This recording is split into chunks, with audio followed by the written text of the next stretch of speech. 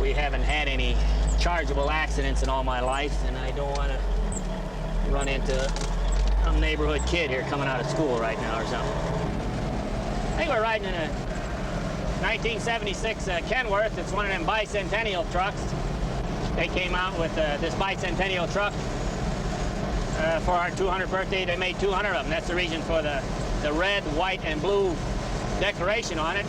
Basically, the running gear, the transmission, the engine, the rear ends are all standard type truck equipment. There's nothing extra super special about it. Just a 350. If you're familiar with truck engines, a 350 Cummins.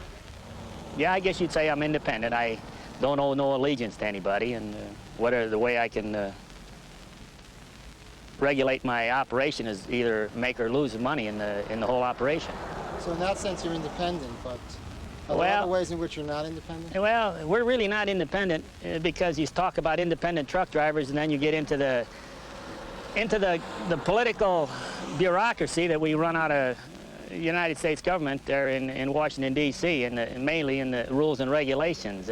I mean, I don't think a man in Washington, D.C. can dictate to me how to operate this truck. But they do, don't they? Financially, right. Now, that's what I'm saying. That's why I say we've got educated, smart in Washington, D.C. telling us guys, and it's hard for me to explain to somebody or make anybody understand that if you leave me alone, I'll make a darn good living for myself and put a good piece of equipment on the road, given the opportunity. I'm not out here just using this as an excuse to get from point A to point B or from party to party. I'm out here to make a good living, raising 4 children with it. Got a wife, got a decent house there in Colorado Springs. And if the government would leave me alone and back off on some of the rules and regulations, I could do even better.